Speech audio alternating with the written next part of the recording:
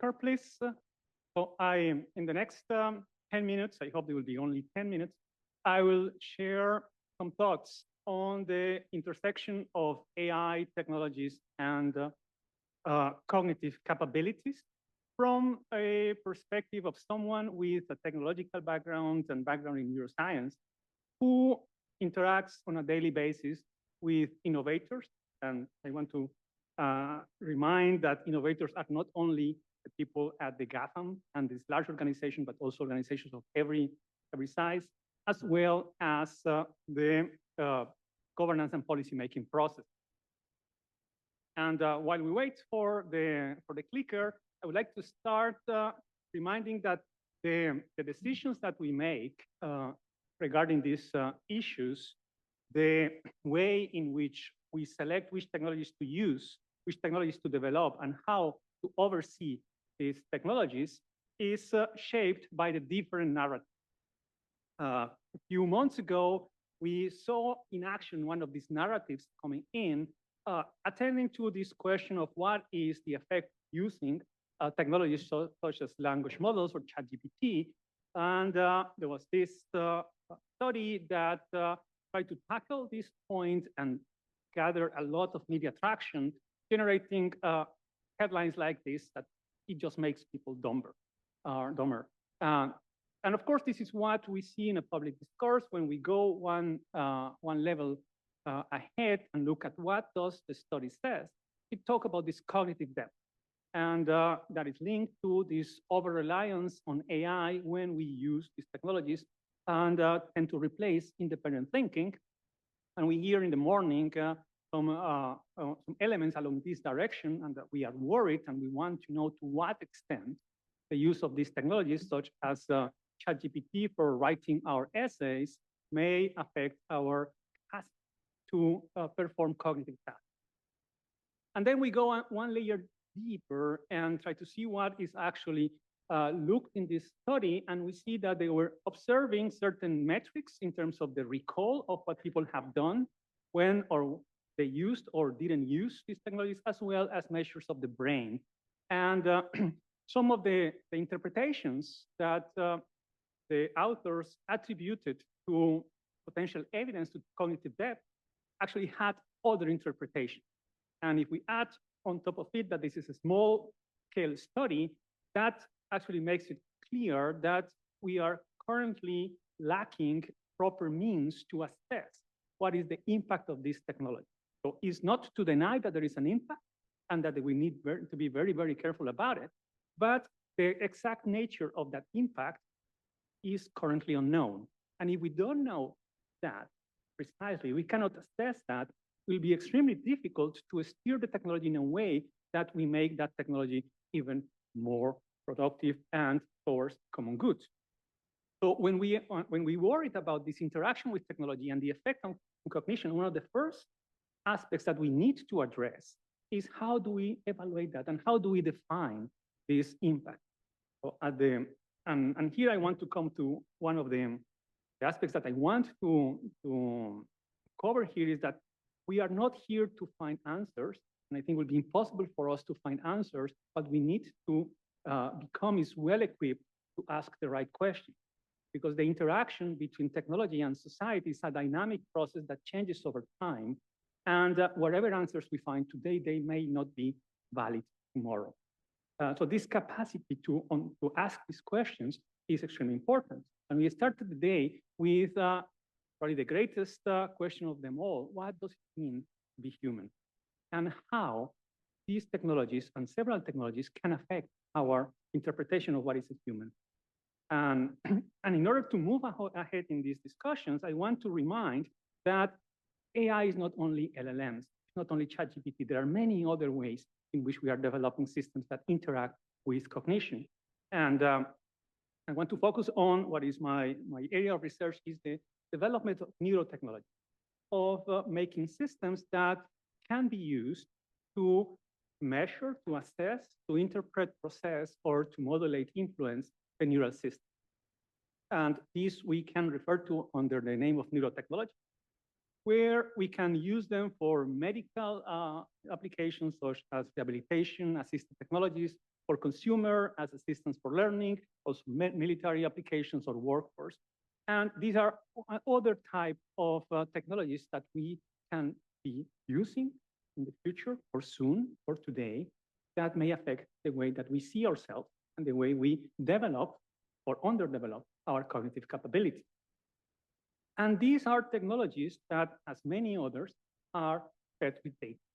They rely on machine learning, they rely on data-driven approaches and artificial intelligence, and as such, they will inherit all the concerns that we have been discussing about AI in general, with fairness, lack of transparency, privacy impacts, and so on and so forth.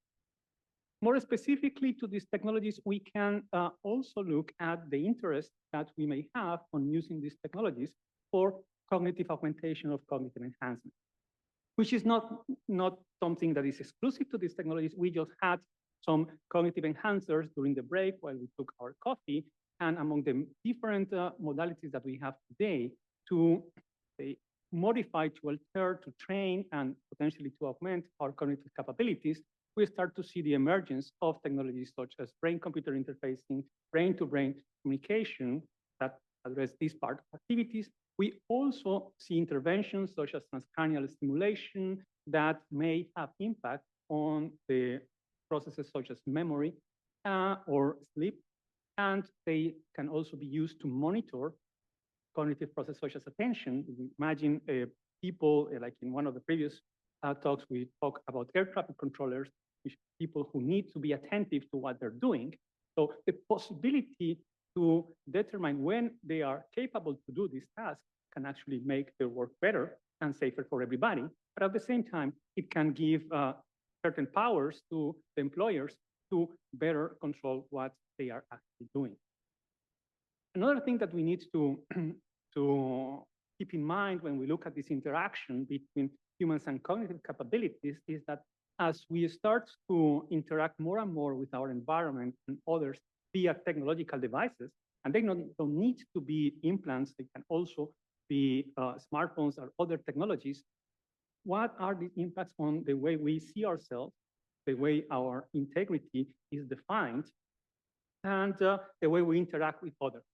For instance, if we get used to interact with the subservient sycophantic LLMs, will we then tend towards expect the same reactions from humans, and will be less equipped to be challenged or to encounter someone who disagrees with us? Or if we go into a more practical aspect, what's going to happen when our interaction with the world depends on the provider of a solution, as it happened to hundreds of people who were using these retinal implants when the company went out of market. And all of a sudden, one of the ways in which they could perceive the world was no longer available. And another question that we may have as we develop systems that could potentially give information about our thoughts and what is in our minds is, what does it mean for the freedom of, for our ability to keep our thoughts private, that no one manipulate them, or that we are not penalized by them? So if we reach one point where we trust these technologies to be able to identify what we are thinking, we may enter into scenarios where we can have cognitive profiling based on evidence that cannot be disproven. And as the many victims of witch hunting processes in the past, both literal and figurative, can attest, the technology or the evidence doesn't need to be true for people to be harmed. So this asks questions about what are the type of technologies that we need, that we would like to develop. What are the safeguards that we can put on such technologies if we want to make it? And last but not least, when we think about what these technologies can do, and this applies, of course, to these neurotechnologies, but also to all other AI systems that may influence the human being and the human dignity, we need to, on the one hand, remind us that we all have the right of benefiting for the advancement of science and technology. At the same time, when we look at how the burden of the global challenges is distributed, it doesn't match the means that we have for producing such technology. Right now, the data can be produced everywhere, but data of quality, if I look at areas such as mental health, can only be collected in certain areas of the world and remain mostly confined to those jurisdictions due to the potential threats to privacy.